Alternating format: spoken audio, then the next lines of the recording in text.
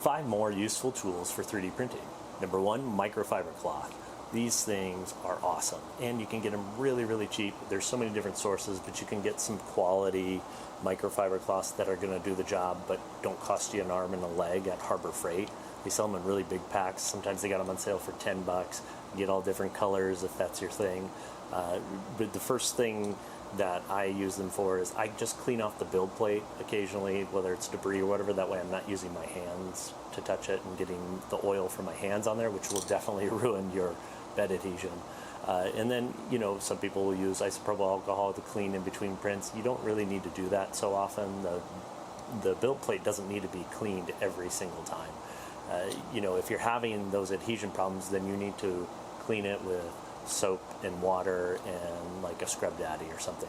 But in between prints, or you want to test to see if it's a model issue or a printer setting issue versus a build plate issue, then you could clean with isopropyl alcohol and microfiber cloth. The other thing too is when you're doing printer maintenance, a separate microfiber cloth, because you don't want to get like grease on this from cleaning off the grease, and then you use it on your build plate, and then you're just asking for bed adhesion issues. Next useful thing, a box cutter. Don't use scissors, don't use a knife, use a box cutter of some kind, maybe something a little more safe than this. You're going to be opening up lots and lots of boxes. There's going to be hard tape on the filament spools and things like that.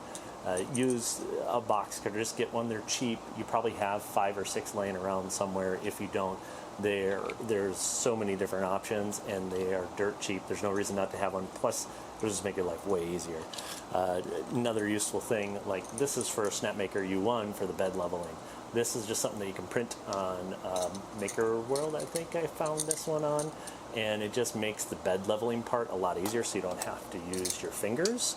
And then you can actually do finer adjustments, because when you go through that bed leveling process for the Snapmaker U1, you know, just a little bit of movement, you know, could set the whole level off. So having something like this that you can be more precise with, and that way you can, you know, ensure success for your prints. Another thing, probably not used very often, but some kind of tweezers. Whether I've used this while something's printing, and like maybe a piece of PLA or PETG has kind of like fallen in the wrong spot, or it's going to land on the next layer, or just some extra stringing had happened. You can get in there and take that piece off. Or if you were like doing a light box and it's running the first layer and a piece of PLA is going where you're going to fill in, well, that could ruin the quality of the print. So you can get in there and snatch that without getting oil on the print bed, and then, you know, hopefully, you know, get around any of the other lines or something that are on the build plate.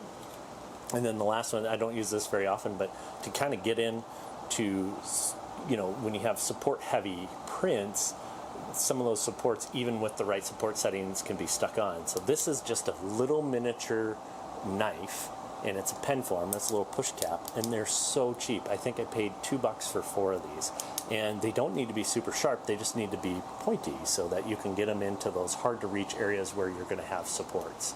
And that's just another 5 useful tools for 3D printing.